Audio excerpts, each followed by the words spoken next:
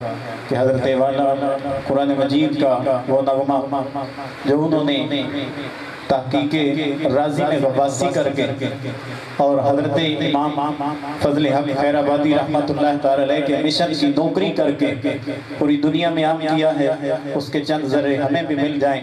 حضرت والا کی خاص مہربانی ہے کہ ہماری اس بستی میں تشریف لائے۔ ان کی آغاز سے پہلے آپ نعرہ لگائیں اور ان کی تھکاوٹ ختم ہو جائے۔ نعرہ تکبیر، نعرہ رسالت، نعرہ رسالت، نعرہ رسالت، حسینیت، حسینیت، حسینیت، یزیدیت، مردباد، یزیدیت، یزیدیت، ادارت المصطفیٰ پاکستان، ادارت المصطفیٰ پاکستان۔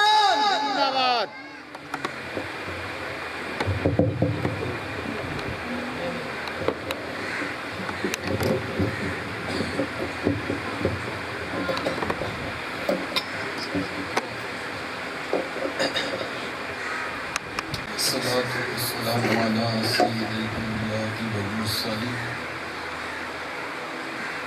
قال اللہ تعالی و تبارک فی القرآن المجید والفرقان الحمید۔ قل لا اسألکم علیہ اجرا الا المودۃ فی القربى۔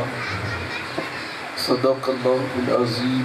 اللہم صل علی سیدنا و مولانا محمد و بارک وسلم۔ حمد و صلات کے بعد عزتوں کی مسند پر جلوہ فراز، عالی مرتبت ذی وقار محترم محتشم علماء کرام اور واجب الاحترام ذوی الاحتشام برادران اسلام، السلام علیکم ورحمۃ اللہ وبرکاتہ۔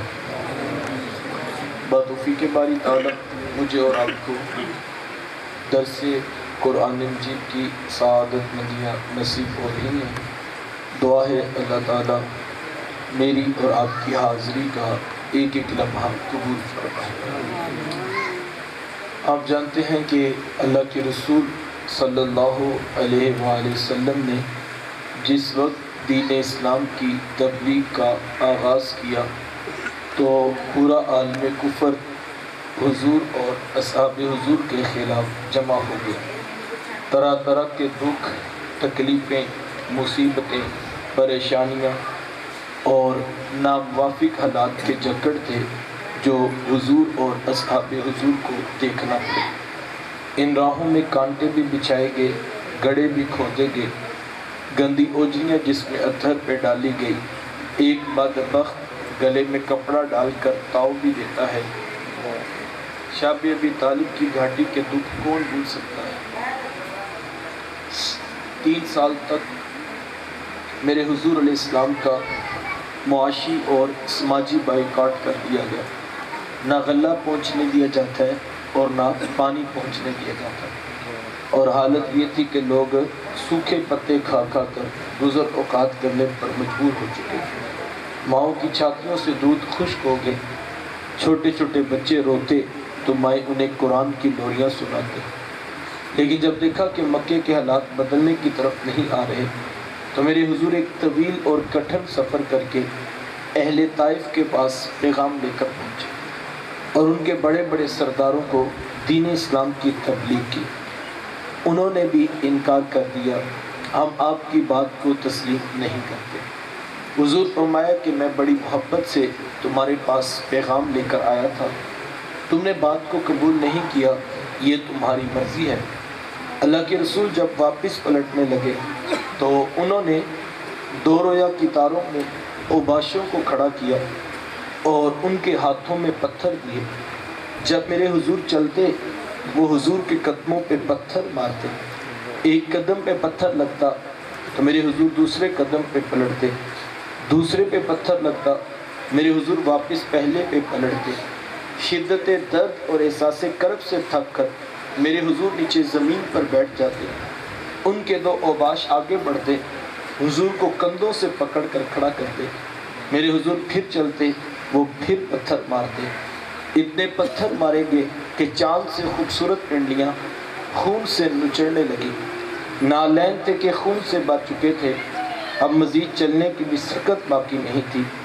ایک فرشتہ حاضر خدمت ہے، اگر کہیں تو ابھی دونوں پہاڑوں کو ملا کر پوری بستی کو ملیا میٹ کر دیتے ہیں، لیکن میرے حضور فرمایا کہ میں رحمت بن کے آیا ہوں، زحمت بن کر نہیں آیا۔ پتھر کھا کر دعائیں دینا یہ ایک پیغمبر کا ہی حوصلہ ہو سکتا ہے۔ ہماری تو تقریر پہ لوگ سبحان اللہ نہ کہیں تو ہمارا مزاج بگڑ جاتا ہے۔ آج کا خطیب کہتا ہے مجھے بلانے سے پہلے اتنے اکاؤنٹ میں ٹرانسفر کرو، میں پھر بات کرنے کے لیے آج کہا جاتا ہے جب کتاب مفت نہیں تو تقریر مفت کیوں؟ آج کہا جاتا ہے جناب گاڑی پیٹرول سے چلتی ہے۔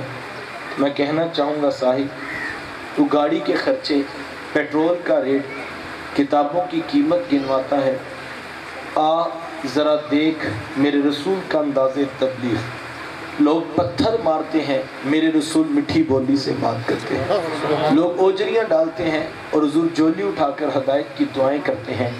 اتنی کٹھن تبلیغ، اور پھر رب کا یہ حکم قل لا اسألکم علیہ اجرا، محبوب آپ فرما دیجئے لوگوں میں تم سے دین کی تبلیغ کا کوئی صلہ، کوئی اجرت، کوئی عوض، کوئی تنخواہ، لا اسألکم، میں تم سے کچھ نہیں مانگتا۔ میں نے تمہیں دین کی دعوت دی، تم نے آگے سے پتھر اٹھا لی۔ میں نے رب کی توحید کا پیغام دیا، تم نے بتوں کی حمایت چاہی۔ لا اسألکم علیہ اجرا، اس کے باوجود آج میں تم سے کوئی اجر طلب نہیں کرتا۔ الا المودۃ فی القربى، مگر میرے قرابت داروں سے پیار کرو، میرے قریبیوں سے محبت اور مودت کا رشتہ قائم رکھنا۔ اس پر علماء نے گفتگو کی ہے کہ جب پہلے کہا کہ میں کچھ نہیں مانگتا تو بعد میں قرابت داروں کی محبت کا سوال کیوں رکھا؟ اگرچہ یہ کوئی مادیت کی چیز نہیں ہے، لیکن باہر کے وسیلے کی ایک صورت تو بنتی ہے۔ اہل علم نے بڑا خوبصورت جواب دیا، کہا یہ بھی حضور علیہ السلام نے اپنی ذات کے لیے نہیں مانگا تھا، اس میں بھی امت کی بلائی پیش نظر تھی کہ اگر تم میرے اہل بیت رسول سے پیار کرو گے تو فائدہ میرا نہیں، فائدہ تمہارا ہی ہے کہ تم کبھی بھی گمراہ نہیں ہوگے، اور جب تک امت اہل بیت رسول سے وفا کرے گی امت گمراہ نہیں ہوگی۔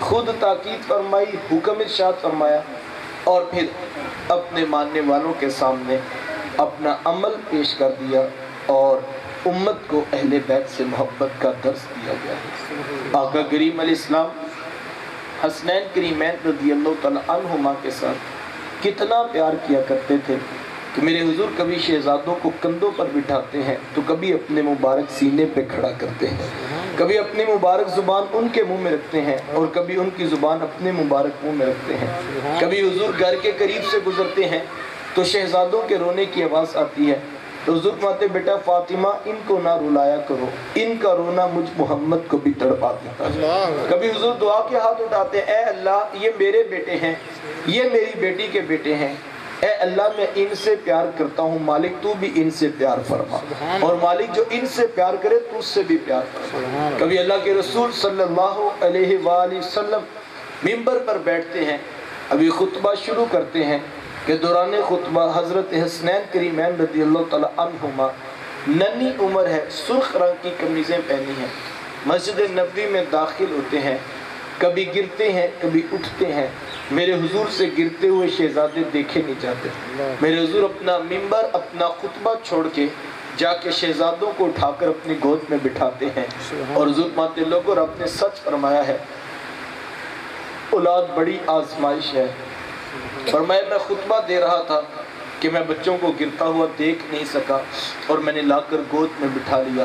کبھی حضور خطبہ دیتے ہوئے حضرت امام حسن رضی اللہ تعالیٰ عنہ کو گود میں بٹھا کے فرماتے ہیں کہ لوگوں میرا حسن امت کا سردار بیٹا ہے اور مجھے بڑی امید ہے یہ امت کے دو گروہوں میں صلح کروا دے گا۔ اور کبھی حضور امام حسین رضی اللہ تعالیٰ عنہ کے بارے فرماتے ہیں، حسین منی و انا من الحسین، لوگوں حسین مجھ سے ہیں اور میں محمد حسین سے ہوں۔ کبھی اللہ کے رسول یوں بھی محبت کرتے ہیں کہ دونوں شہزادوں کے ہاتھ پکڑتے ہیں اور حضور ہاتھ پکڑ کر فرماتے ہیں، لوگوں جس نے میرے بیٹے حسن سے پیار کیا، جس نے میرے بیٹے حسین سے محبت کی، جس نے ان کے بابا علی سے پیار کیا، جس نے ان کی والدہ فاطمہ سے وفا کی، کہا جس نے ان چاروں سے پیار کیا کل قیامت کے دن جنت میں محمد کے ساتھ کھڑا کیا جائے گا۔ کبھی اللہ کے رسول صلی اللہ علیہ وآلہ وسلم کے کندھوں پر شہزادے تشریف فرما ہے کہ حضرت عمر رضی اللہ تعالیٰ عنہ دیکھتے ہیں تو بے ساختہ پکار اٹھتے ہیں کہ واہ واہ کیسی خوبصورت سواری میسر آ رہی ہے۔ تو حضور میں عمر سواری دیکھ رہے ہو، ذرا شاہ سوار بھی تو دیکھو کتنے پیارے ہیں، میرے بیٹے بھی تو دیکھو نا کتنے پیارے ہیں۔ کبھی اللہ کے رسول صلی اللہ علیہ وسلم سر سجدے میں رکھا ہے، صحابہ حضور کے پیچھے نماز پڑھ رہے ہیں، دوران نماز سجدہ طویل ہو جاتا ہے۔ صحابی فرماتے میرے دل میں کئی طرح کے خیال آنے لگے، آخر وجہ کیا ہوگی حضور سر انور اٹھا کیوں نہیں رہے؟ فرماتے دل میں خیال آیا کہ دیکھوں تو صحیح وجہ کیا ہے۔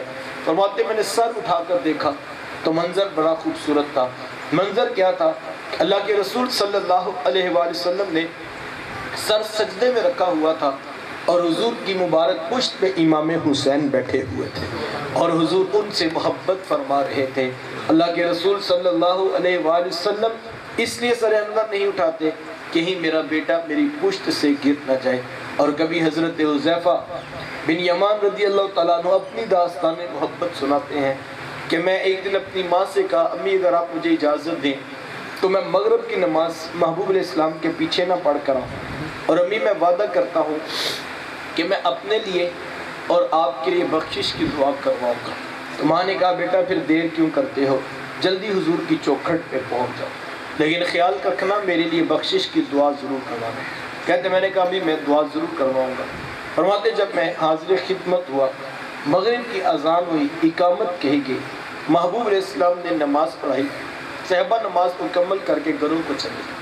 میں وہیں پر بیٹھ کر انتظار کرنے لگا کہ کب موقع ملے گا اور عرض کروں گا کہ حضور میں ایک نماز کی چھٹی لے کر آیا تھا اور اب تو دوسری نماز کا وقت ہو رہا ہے، لیکن میں عرض نہیں کرتا کہ حضور اپنی عبادت میں مصروف ہیں اور وقت اتنی تیزی سے سمٹا کہ عشاء کی اذان کا بھی وقت ہو گیا۔ اذان ہوئی، اقامت کی گئی، محبوب علیہ السلام نے نماز پڑھائی، صحابہ نماز مکمل کر کے گھروں کو چلے گئے اور میں وہیں پر بیٹھ کر انتظار کرنے لگا۔ آقا کریم علیہ السلام کے پاس بیٹھا انتظار کر رہا تھا کہ کب موقع ملے گا تو عرض کروں گا کہ حضور میری ماں کی بخشش کی دعا کریں۔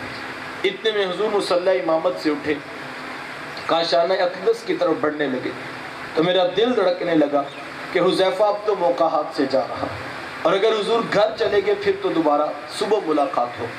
فرماتے نہ چاہتے ہوئے غیر ارادی طور پر میرے قدم کچھ تیز ہوئے تو قدموں کی آہٹ پیدا ہوئی۔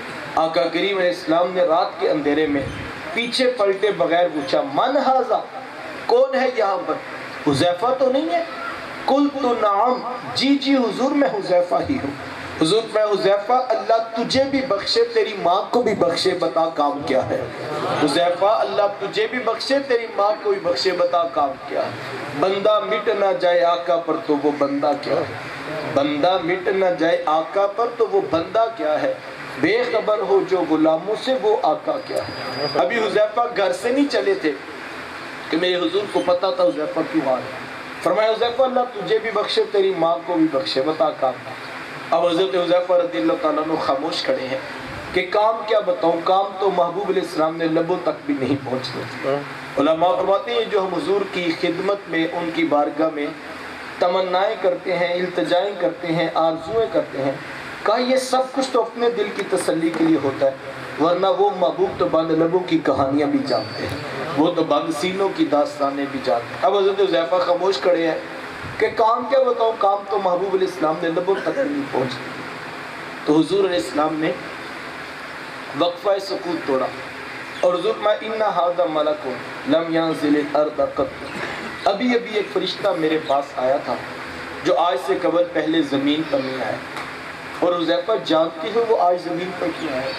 حذیفہ اس نے مجھے آ کر بتایا ہے کہ آج میں اس لیے آیا ہوں کہ اس نے مالک سے اجازت مانگی کہ مولا مجھے اجازت دینا میں بھی تیرے رسول کو جا کے سلام نہ کر کے آؤں، تو حذیفہ وہ مجھے سلام کرنے آیا ہوں۔ کیا خیال ہے یار، آسمان پہ رہنے والے فرشتے ہو کر ڈائریکٹ نہیں بلکہ رب سے اجازت لے کر مدینے میں آ کر سلام کرے تو پھر کمال ہے مدینے والے کا یا کہ تو حضور کی بارگاہ میں سلام تو فرشتے بھی کرتے ہیں۔ اور میرے شیخ فرماتے ہیں یار سلام پڑھنے سے نہ روکا کرو، کوئی صبح پڑھتا ہے تو پڑھنے دو، کوئی دوپہر پڑھتا ہے تو پڑھنے دو، کوئی رات پڑھتا ہے تو پڑھنے دو، کہا یہ تو وہ وظیفہ ہے جو رب نے حجر و شجر کو بھی عطا کیا ہوا۔ حضرت علی المرتضیٰ رضی اللہ تعالیٰ عنہ فرماتے ہیں میں آج تک اس پتھر کو بھی جانتا ہوں کہ میرے حضور جب بھی اس کے قریب سے گزرتے تھے وہ حضور کو سلام پیش کیا کرتے۔ یار پتھر پتھر ہو کے محبوب کو سلام کریں اور امتی امتی ہو کے پڑھنا بھول جائیں۔ اللہ، صحابی کا نام ہے حضرت یعلا بن مرہ رضی اللہ تعالیٰ۔ وہ فرماتے ہیں میں کسی سفر میں حضور علیہ السلام کے ساتھ تھا کہ ایک جگہ پر آقا کریم علیہ السلام نے قیام کیا اور حضور جو ہے وہ آرام فرمانے کے لیے سو گئے اور میں پہرہ داری پہ پاس کھڑا تھا۔ تھوڑی دیر کے بعد میری آنکھوں نے ایک عجیب منظر دیکھا۔ منظر کیا تھا کہ ایک درخت نے یوں دائیں اور بائیں حرکت کی اور اپنی جڑوں کو اکھاڑا اور تنے کے بل بوتے چلتا ہوا آ کے محبوب کے قدموں میں کھڑا ہو گیا۔ فرماتے میری آنکھیں حیرت سے پھٹی کی پھٹی رہ گئی کہ بلا درخت بھی کبھی چلتے، لیکن منظر بڑا عجیب تھا، میں اپنی آنکھوں سے دیکھ رہا تھا۔ فرماتے وہ تھوڑی دیر قدموں میں کھڑا رہا اور پھر وہیں پر جا کر دوبارہ نصب ہو گیا۔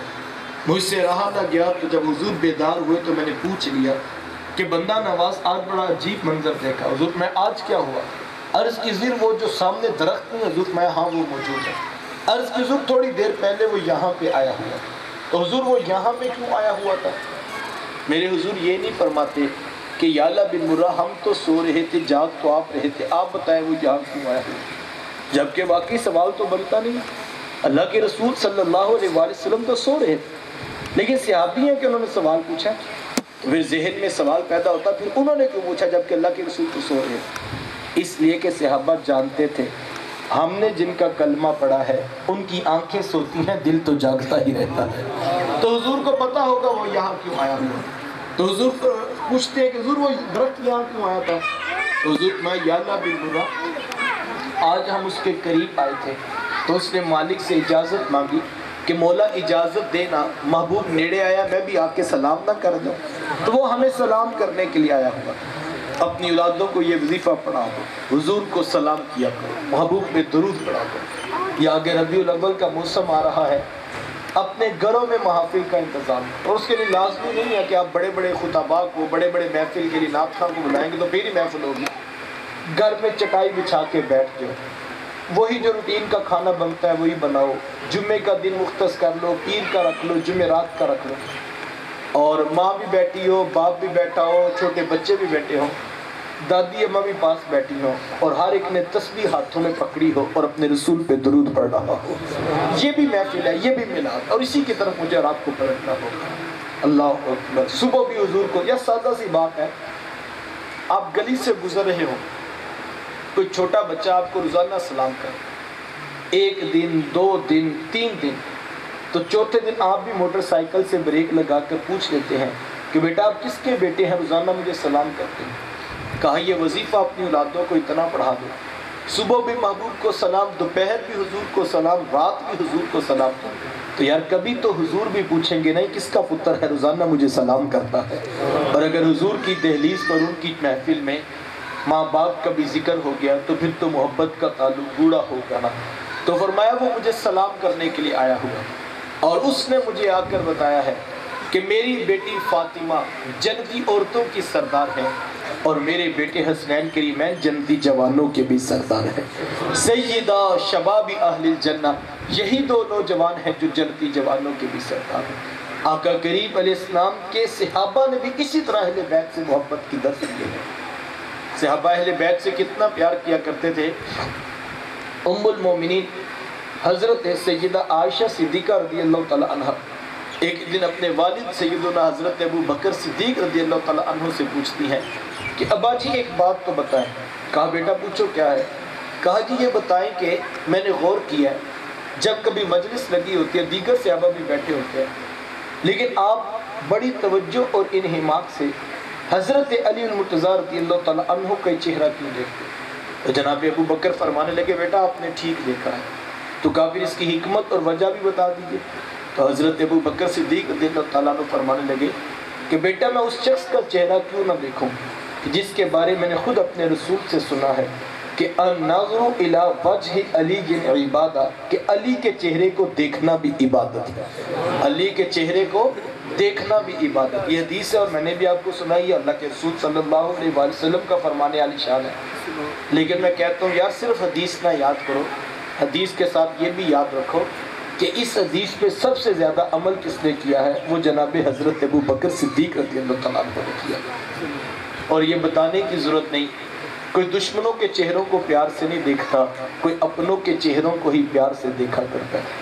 اور یہی حضرت ابو بکر صدیق رضی اللہ تعالیٰ عنہ ہے، عصر کی نماز پڑھ کے مسجد سے نکل رہے، حضرت علی رضی اللہ تعالیٰ عنہ بھی ساتھ تھے، تو گلی میں حضرت امام حسن رضی اللہ تعالیٰ عنہ کھیل رہے تھے، چھوٹے بچے تھے تو انہوں نے اٹھا کر یوں اپنے کندھوں پر بٹھا لیا اور مسکرا کے حضرت علی رضی اللہ تعالیٰ عنہ کی طرف دیکھا اور کہا علی یہ حسن بیٹا تو آپ کا ہے لیکن آپ پر تو نہیں لگتا ہے، یہ تو مجھے میرے رسول کی تصویر لگتی ہے، یہ تو مجھے میرے رسول کی شبیہ لگتی ہے۔ تو حضرت علی رضی اللہ تعالیٰ عنہ بھی مسکرا پڑے، کہا ابو بکر میں نے کب کہا یہ مجھ پر ہے، یہ واقعی اپنے نانا کی شبیہ ہے، یہ واقعی اپنے نانا کی تصویر لگتی ہے۔ اللہ اکبر۔ اور یہی حضرت ابو بکر صدیق رضی اللہ تعالیٰ عنہ ہیں، حضور کے پہلو میں بیٹھے تھے، مجلس رسول لگی تھی کہ حضرت علی رضی اللہ تعالیٰ عنہ مسجد میں آئے، بیٹھنے کی جگہ نہیں تو ایک طرف کھڑے تھے کہ حضرت ابو بکر صدیق رضی اللہ تعالیٰ عنہ کی نظر پڑی، آپ نے آگے بڑھ کر جگہ دی اور کہا میرے بھائی علی وہاں کیوں کھڑے ہیں، یہاں ہمارے پاس آ کر بیٹھے۔ ان کو جگہ دی، وہ حضور کے ساتھ بیٹھے تھے۔ آقا کریم علیہ السلام کو یہ بات اتنی خوبصورت لگی، اس بات کا اتنا اچھا عمل لگا کہ میرے حضور علیہ السلام نے قیامت تک والوں کے لیے محبت کا پیغام ارشاد فرمایا اور حضور فرمایا لوگوں فضل والے ہی فضل والوں کی قدر جانتے ہیں، فضل والے ہی فضل والوں کی قدر جانتے ہیں۔ حضرت عمر رضی اللہ تعالیٰ عنہ کتنا پیار کیا کرتے تھے کہ اپنے بیٹے کو وظیفہ دیا، آگے حسنین کریمین رضی اللہ تعالیٰ عنہما کرے، اپنے بیٹے کی نسبت 2 گنا وظیفہ شہزادوں کی خدمت میں پیش کیا۔ تو بچے ہوتے ہیں، تو بیٹے نے سوال کر دیا، کہا جی میں ان سے عمر میں بھی بڑا ہوں اور جو ہے وہ میں نے جہاد بھی کیا، مجھے ان کے جتنا یا ان کو میرے جتنا حصہ دیا جاتا تو یہ بات اور تھی، میرے سے بھی 2 گنا وظیفہ زیادہ کیوں دیا جاتا۔ تو حضرت عمر رضی اللہ تعالیٰ عنہ کو جب بیٹے نے سوال کیا تو آپ جلال میں آ گئے، کہا بیٹا عمر تمہیں بھی 2 گنا وظیفہ دے گا لیکن عمر کی ایک شرط ہے۔ کہا جی وہ شرط کیا ہے؟ کہا بیٹا پہلے ان کے نانا کے جیسے نانا لا کر دکھاؤ، کہا ان کے بابا کے جیسے بابا لا کر دکھاؤ اور ان کی والدہ جی جیسی والدہ لا کر دکھاؤ، کہا یہ رشتے تم لے کر آ جاؤ، عمر تمہیں بھی 2 گنا وظیفہ عطا کرے گا۔ عمر یہ نہیں دیکھتے کہ عمر کو کون پیارا لگتا ہے، عمر تو یہ دیکھ رہے ہیں عمر کے رسول کو زیادہ پیارا کون ہے۔ اور یہی حضرت عمر رضی اللہ تعالیٰ عنہ ہے، دروازے پہ دستک ہوئی تو دربان نے پوچھا کون؟ کہا ابن عمر ہوں، حضرت عمر رضی اللہ تعالیٰ عنہ کا بیٹا ہوں، اپنے بابا سے ملاقات کے لیے آیا۔ پوچھا تو بتایا گیا کہ کوئی مصروفیات ہیں، آپ پھر کسی وقت میں آئیں۔ واپس پلٹنے لگے کہ آگے سے حضرت امام حسن رضی اللہ تعالیٰ عنہ آ رہے ہیں۔ پوچھا کدھر آنا ہو؟ کہا میں اپنے بابا سے ملاقات کے لیے آیا۔ تو کہا پھر ملاقات ہوئی نہیں؟ کہا کہ شاید وہ مصروف ہیں اور مجھے اجازت نہیں ملی۔ حضرت امام حسن رضی اللہ تعالیٰ عنہ نے اسی وقت سوچا کہ کوئی اہم مصروفیت ہوگی اسی لیے اجازت نہیں ملی، انہوں نے اجازت طلب نہیں کی اور یہ واپس پلٹ گئے۔ یہ خبر حضرت عمر رضی اللہ تعالیٰ عنہ تک پہنچی کہ شہزادے آئے تھے اور بغیر اجازت طلب کی واپس پلٹ گئے۔ حضرت عمر رضی اللہ تعالیٰ عنہ بے چین ہو گئے، اپنی مسند سے اٹھے اور شہزادوں کے پاس تشریف لے گئے اور انہیں جا کر کہا جی مجھے پتہ لگا تھا آپ تشریف لائے تھے اور آپ نے اجازت بھی نہیں مانگی اور بغیر اجازت طلب کیے واپس چلے گئے۔ کہا کہ ہم سے قبل جو ہے وہ ابن عمر آپ کے بیٹے نے اجازت مانگی تھی، جب ان کو اجازت نہیں ملی تو ہم نے کہا کہ اہم مصروفیت ہوگی اسی لیے تو بیٹے کو اجازت نہیں دی، تو چلو ہم نے پھر اجازت مانگنا مناسب نہ سمجھا۔ تو حضرت عمر رضی اللہ تعالیٰ عنہ کی آنکھوں میں آنسو آ گئے کہا جی جس کو اجازت نہیں ملی وہ تو عمر کا بیٹا تھا، آپ تو اللہ کے رسول کے بیٹے ہیں۔ اور عمر کون ہوتا ہے بھلا آپ کو اجازت دینے والا؟ عمر کو جو کچھ بھی ملا ہے آپ کے نانا کے قدموں کا صدقہ ملا ہے۔ اللہ اکبر۔ کہا آپ کے لیے عمر کے دروازے ہمیشہ کے لیے کھلے ہیں۔ کون کہتا ہے کہ ہم تم میں لڑائی ہوگی؟ کون کہتا ہے کہ ہم تم میں لڑائی ہوگی؟ یہ ہوائی کسی دشمن نے اڑائی ہوگی۔ وہ تو پیار کرنے والے ہیں۔ کوئی شخص ام المومنین حضرت عائشہ صدیقہ رضی اللہ تعالی عنہ تک پہنچا اور کہنے لگا کہ میں ایک بات پوچھنے آیا ہوں۔ کہا پوچھو کیا ہے؟ کہا جی یہ بتائیں کہ آقا کریم علیہ السلام کو سب سے زیادہ محبوب کون تھا؟ حضور کو سب سے زیادہ پیار کس کے ساتھ؟ تو ام المومنین فرمانے لگی کہ سب سے زیادہ پیار تو اپنی لخت جگر حضرت فاطمہ الزہرا رضی اللہ تعالیٰ عنہا سے تھا۔ تو سائل نے کہا نہیں میں تو مردوں میں سے پوچھ رہا تھا۔ کہا کہ یہ بھی پوچھنے کی ضرورت نہیں ہے، سب سے زیادہ پیار تو ان کے شوہر حضرت علی رضی اللہ تعالیٰ عنہ کے ساتھ۔ کوئی سائل اٹھا تو جا کے حضرت فاطمہ الزہرا رضی اللہ تعالیٰ عنہ سے بھی یہی بات پوچھی۔ کہا جی یہ بتائے محبوب اسلام کو سب سے زیادہ پیار کس کے ساتھ؟ تو حضرت فاطمہ الزہرا رضی اللہ تعالیٰ عنہ فرمانے لگی یہ پوچھنے کی ضرورت نہیں، سب سے زیادہ پیار تو اپنے یار غار حضرت ابو بکر صدیق رضی اللہ تعالیٰ عنہ سے۔ تو سائل نے کہا نہیں میں تو عورتوں میں سے پوچھ رہا تھا۔ تو کہا یہ بھی پوچھنے کی ضرورت نہیں، سب سے زیادہ پیار تو ان کی بیٹی حضرت عائشہ صدیقہ رضی اللہ تعالیٰ عنہ کے ساتھ۔ مطلب کیا؟ کوئی صحابہ کے پاس جاتا ہے تو وہ سینوں میں اہل بیت کا پیار ڈالتے ہیں، کوئی اہل بیت کے پاس آتا ہے تو وہ سینوں میں صحابہ کا پیار ڈالتے ہیں۔ یہ وہ دین ہے جو اللہ کے رسول نے سکھایا تھا۔ یہ وہ لوگ ہیں جنہوں نے تاریخ سے دین نہیں پڑھا تھا، یہ تو تاریخ بنانے والے لوگ تھے۔ اللہ اکبر۔ اگر کسی ممبر کسی محراب سے دونوں کی محبت مل رہی ہے تو تمہیں مبارک ہو، وہ دین اللہ کے رسول والا تمہیں مل رہا۔ اور اگر کسی سے ایک طرف کا پیار ملتا ہے اور دوسری طرف کی نفرت ملتی ہے تو یہ شیطان کا رستہ ہے، یہ حضور کا دیا ہوا دین نہیں ہے۔ اس وقت کے فتنے بڑھتے جا رہے ہیں، مجھے اور آپ کو اپنی نسلوں کی حفاظت کے لیے، ان کا ایمان بچانے کے لیے، مجھے اور آپ کو ان کو ایمان بچانے کے لیے دین کا پیغام دینا ہے۔ اور دین ادب کا نام ہے، محبت کا نام ہے، عقیدت کا نام ہے، اور یہ نسلوں میں آپ نے اتارنا ہے۔ اور یہ میرے اور آپ کے محنت کرنے کے باوجود کون سا دین دینا ہے؟ وہی دین جو ہمارے اسلاف بیان کیا کرتے۔ پھر فیض الحسن شاہ صاحب خطبہ دے کے باہر نکل رہے ہیں کہ ایک شخص نے بازو پکڑ کر کہا حضرت ایک مسئلہ تو بتا دیں۔ کہا پوچھو کیا ہے؟ کہا یہ بتائیں کہ حضرت سیدہ فاطمہ الزہرا رضی اللہ تعالیٰ عنہ افضل ہیں یا کہ حضرت عائشہ صدیقہ رضی اللہ تعالیٰ عنہ افضل ہیں؟ پوچھنے والے نے تو آپ کو پھنسانا چاہا کہ اگر اس طرف کھڑے ہوں گے تو میں دوسری طرف آ جاؤں گا، دوسری طرف آئیں گے تو میں پہلی طرف کھڑا ہو جاؤں۔ سوال تو مشکل تھا، لیکن جن کو عقائد کی خیرات گنبد خضرا کے بقیع کے قدموں سے ملی ہو، بھلا انہیں بھی کوئی سوال پریشان کرے۔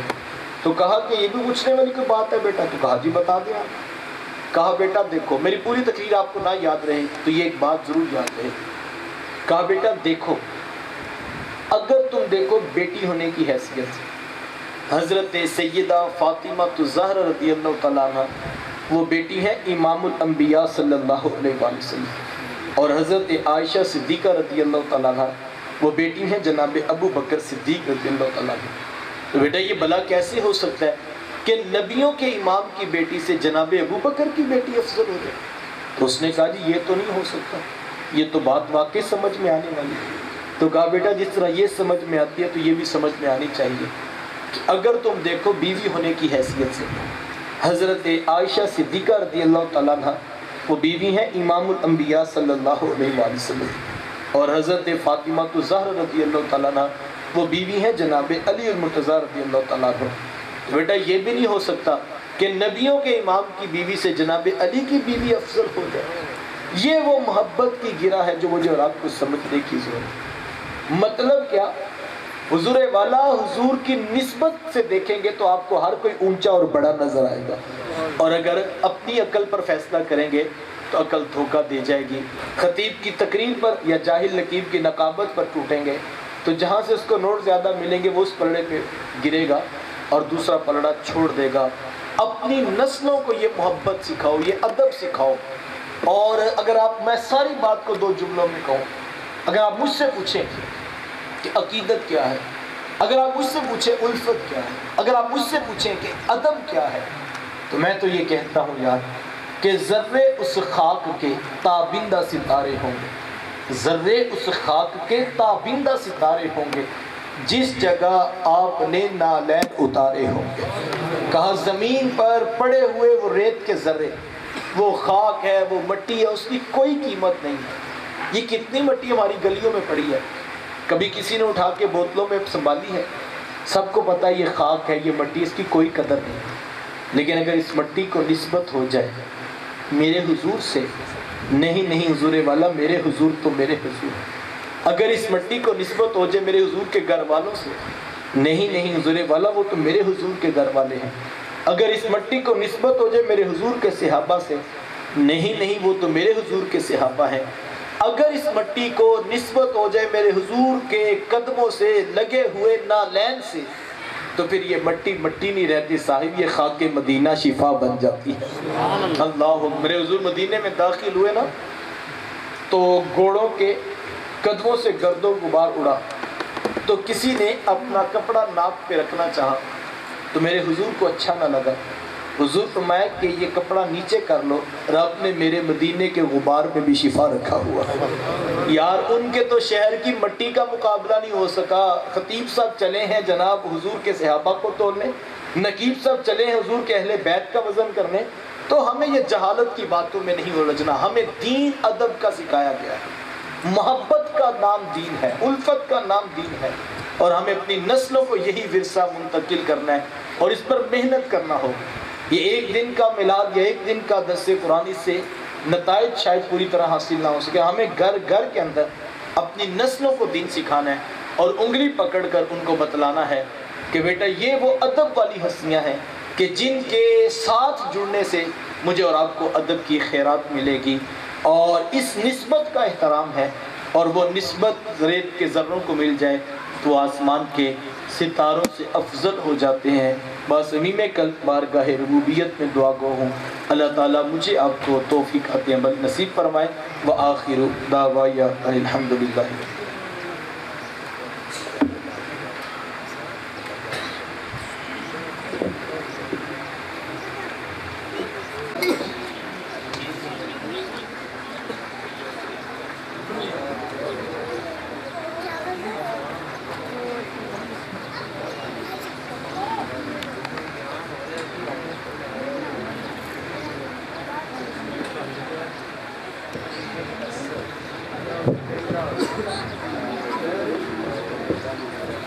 ماشاءاللہ، سبحان اللہ، نعرہ تکبیر، نعرہ رسالت، نعرہ رسالت، نعرہ حیدری۔